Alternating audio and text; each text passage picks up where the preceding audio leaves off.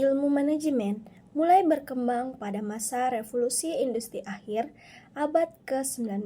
Nah, saat itu Frederick W. Taylor memperkenalkan ide scientific management menggunakan studi waktu dan gerakan untuk menemukan cara kerja paling efisien, melatih tenaga kerja, serta menerapkan standar dan insentif bagi karyawan.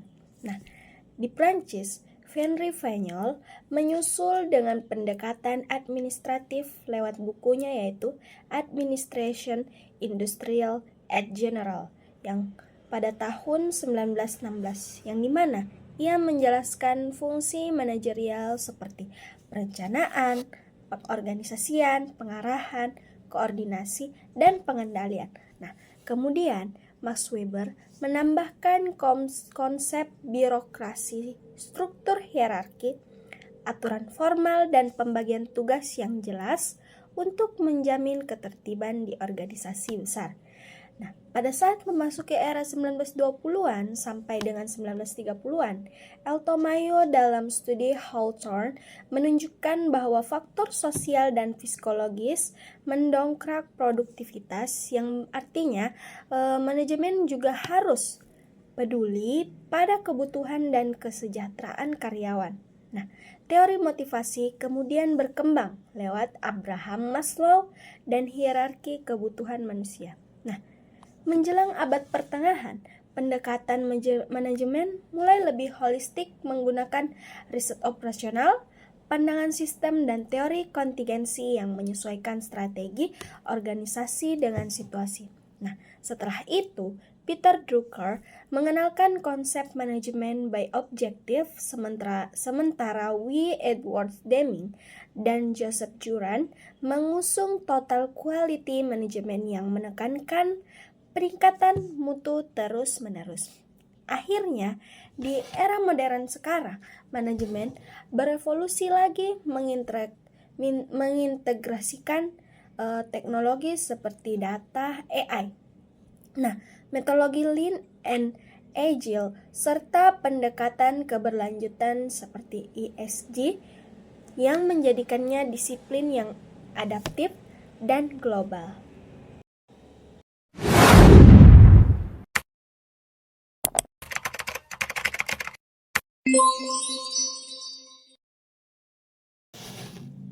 Nah, seberapa penting sih manajemen itu?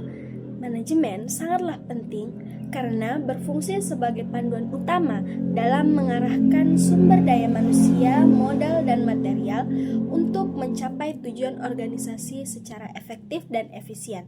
Nah, selain itu, manajemen juga memperkuat koordinasi melalui struktur organisasi yang jelas dan sistem komunikasi yang baik, memastikan semua bagian organisasi berjalan seirama tanpa tumpang tindih kerja. Nah, lingkungan kerja pun menjadi lebih positif karena manajemen memfasilitasi pengembangan karyawan, penghargaan atas prestasi, dan keseimbangan kerja yang sehat. Nah, selain itu juga manajemen mendukung pengambilan keputusan yang tepat, data terorganisir, dan sistem kontrol yang baik, membantu manajer memilih strategi yang mana yang sesuai serta menyesuaikan jika terjadi perubahan kondisi. Nah, kalau dari sisi operasionalnya, manajemen itu memastikan aliran kerja berjalan lancar dan biayanya terkendali. Contohnya, seperti dalam konteks kantor, manajemen yang baik memungkinkan penggunaan sumber daya secara optimal dan meminimalkan biaya yang tidak perlu. Kalau dari perspektif keuangan bisnis, yaitu manajemen itu memahami dan mengelola modal kerja secara tepat juga penting agar kondisi likuiditas terjaga. Nah, biaya modal pun diminimalkan dan keuntungannya pun akan menjadi maksimal. Seperti itu.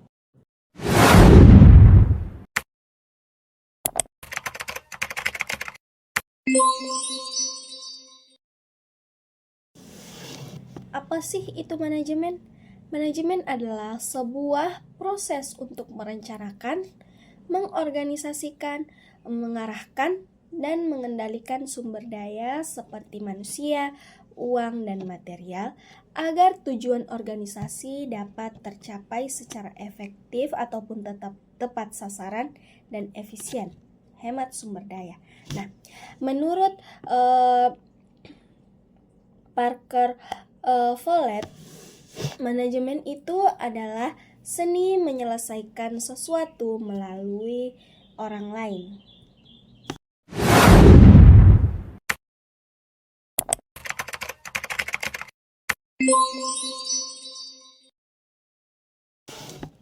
Ada 4 fungsi manajemen. Nah, yang pertama itu perencanaan, yang dimana perencanaan ini proses menetapkan tujuan dan merancang strategi serta rencana tindakan untuk mencapai tujuan tersebut. Nah, fungsi ini melibatkan penentuan sasaran, pemilihan alternatif terbaik, serta penjadwalan dan alokasi sumber daya agar pelaksanaannya berjalan terarah dan terefisien. Nah, yang kedua ada pengorganisasian.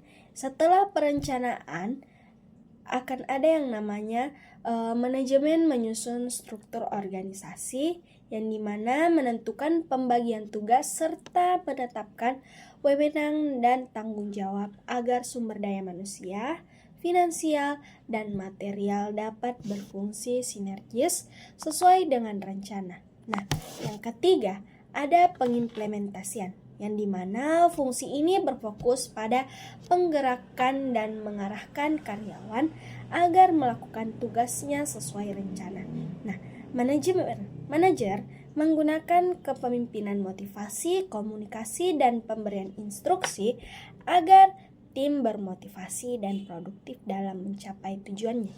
Nah, yang terakhir ada pengawasan ataupun controlling. Nah, pengawasan ini bertujuan agar untuk memantau kinerja, membandingkan hasil dan dengan standar atau tujuan yang telah ditetapkan, serta mengambil tindakan korektif apabila terjadi penyimpangan. Nah, ini memastikan organisasi tetap berada di jalur yang benar. Nah, itulah tadi 4 fungsi manajemen yang saya jelaskan.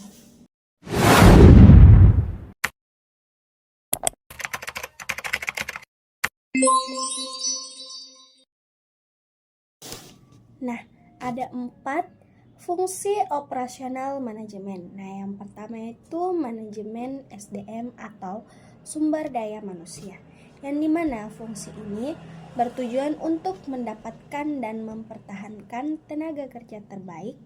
Aktivitasnya meliputi perekrutan, seleksi, pelatihan, penilaian kerja, dan kompensasi. Fokusnya ini memastikan karyawan berkualitas, tetap termotivasi, dan performanya terus berkembang. Nah, yang kedua yaitu manajemen produksi, yang dimana manajemen produksi bertanggung jawab terhadap seluruh proses produksi melalui dari perencanaan sumber daya, penjadwalan, hingga pengendalian mutu. Nah, tujuannya itu untuk menciptakan produk sesuai standar dan permintaan secara efisien dan berkualitas. Nah, yang ketiga yaitu manajemen pemasaran. Nah, fungsi ini mencakup kegiatan untuk memahami kebutuhan konsumen, merancang produk, menetapkan harga, memilih saluran distribusi, dan mengelola promosi. Tujuannya itu meyakinkan produk atau jasa tepat sasaran dan berhasil dijual pada pasar yang tepat. Nah, yang terakhir yaitu manajemen keuangan. Nah, manajemen keuangan ini berfokus pada pengelolaan dana perusahaan, sumber perolehan modal, alokasi dalam operasional, serta pengawasan pengeluaran. Nah, fungsi ini memastikan bagaimana kegiatan bisnis berjalan sesuai target, profit, dan efisien secara ekonomi. Nah, itu tadi 4 fungsi operasional manajemen yang saya jelaskan.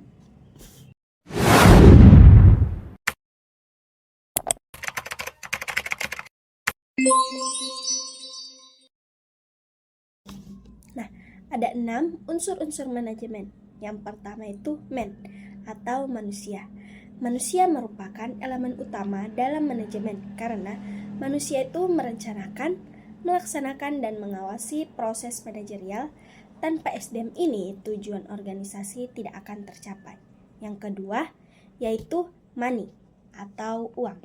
Nah, money atau uang itu modal vital untuk membiayai semua aktivitas organisasi, mulai dari gaji, pembelian bahan baku, hingga biaya operasional lainnya. Nah, yang ketiga yaitu material atau bahan. Material merupakan sumber produksi, baik bahan mentah maupun setengah jadi, yang harus dikelola dengan baik agar prosesnya itu berjalan dengan lancar. Yang keempat ada mesin. Nah, mesin merupakan peralatan dan teknologi yang meningkatkan efisiensi dan produktivitas produksi serta membantu menekan human error. Nah, yang kelima ada market atau pasar. Nah, pasar merupakan segmen konsumen, tempat produk ataupun jasa yang ditawarkan. Nah, pentingnya untuk strategi promosi, distribusi, dan memahami kebutuhan pasar. Terus yang keenam ada metode yang digunakan. Metode ini prosedur kerja dan SOP yang digunakan untuk menjamin aktivitas berjalan tepat, cepat, dan terstandarisasi. Nah, itulah tadi 6 unsur-unsur manajemen yang saya jelaskan.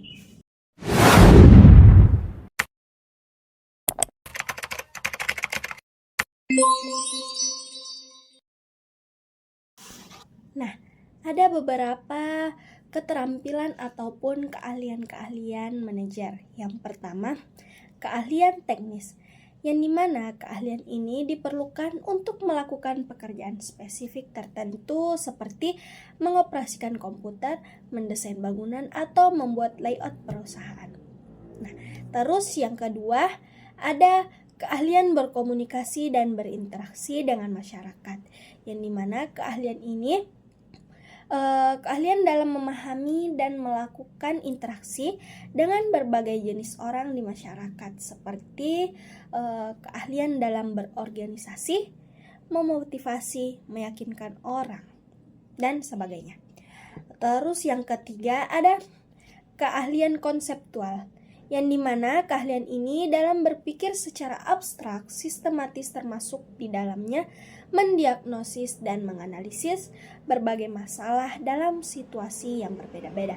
Bahkan keahlian ini dapat memprediksi di masa yang akan datang. Terus yang keempat, keahlian dalam mengambil keputusan. Keahlian ini untuk mengidentifikasi masalah sekaligus menawarkan berbagai alternatif solusi atau permasalahan yang dihadapi. Terus ada yang kelima yaitu keahlian dalam mengelola waktu, yang dimana keahlian ini keahlian dalam memanfaatkan waktu secara efektif dan efisien. Terus yang keenam yaitu keahlian dalam manajemen global, yang dimana keahlian ini keahlian manajerial yang tidak saja berfokus pada satu keadaan di negara tertentu, akan tetapi juga lintas negara, bahkan lintas budaya. Terus yang ketujuh ada keahlian dalam hal teknologi, yaitu keahlian manajerial dalam mengikuti dan menguasai berbagai perkembangan teknologi yang terjadi pada saat itu. Itulah tadi beberapa keterampilan ataupun keahlian-keahlian dari manajer.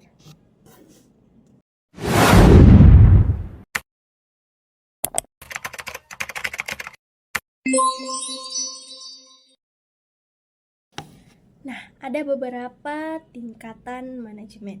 Yang pertama yaitu manajemen tingkat puncak atau top manajemen, yang biasanya terdiri dari direktur utama, presiden direktur, atau wakil direktur.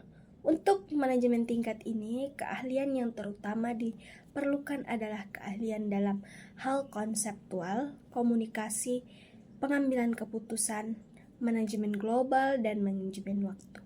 Terus yang kedua yaitu manajemen tingkatan menengah atau middle management, yaitu biasanya terdiri dari para manajer, kepala divisi ataupun departemen, atau kepala cabang Untuk manajemen tingkat menengah ini, keahlian yang diperlukan yaitu keahlian konseptual, komunikasi, pengambilan keputusan, manajemen waktu, dan juga teknikal.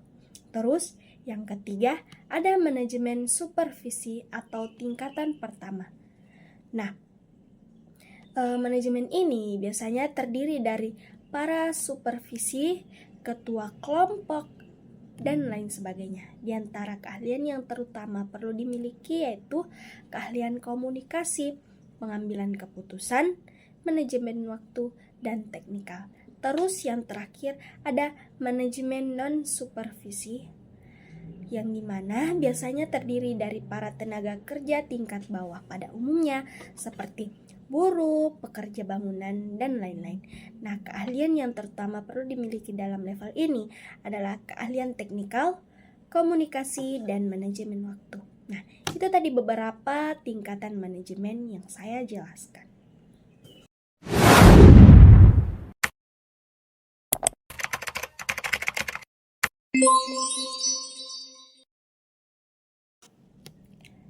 Manajer pada dasarnya adalah subjek dari kegiatan ataupun manajemen, yang dimana manajer adalah orang yang melakukan kegiatan manajemen atau individu yang bertanggung jawab secara langsung untuk memastikan kegiatan dalam sebuah organisasi dijalankan bersama para anggota dari organisasi tersebut. Nah, dalam setiap organisasi bisnis, para manajer ini bertugas untuk memastikan bahwa keseluruhan tujuan yang telah ditetapkan oleh organisasi dapat diwujudkan melalui rangkaian kegiatan manajemen, baik yang bersifat fungsional maupun bersifat operasional. Nah, itu tadi penjelasan bagaimana peran manajer dalam organisasi.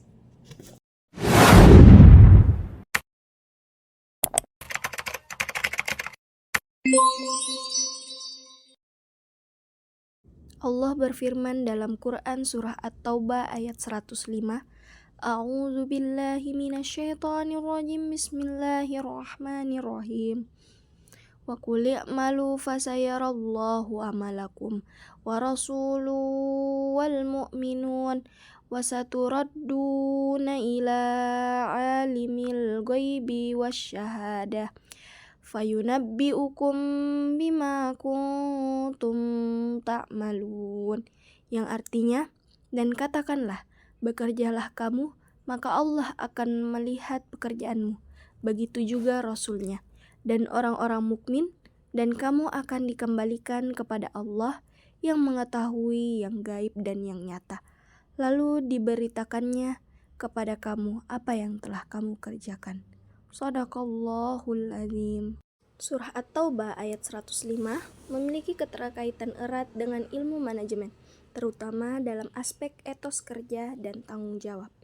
Ayat ini mendorong umat Islam untuk bekerja keras dan bertanggung jawab atas setiap amal perbuatan mereka, karena segala tindakan akan dilihat oleh Allah, Rasul-Nya, dan orang-orang mukmin. Pesan ini relevan dalam konteks manajemen karena menekankan pentingnya kerja keras, disiplin, dan akuntabilitas dalam mencapai tujuan baik dalam pekerjaan maupun kehidupan sehari-hari.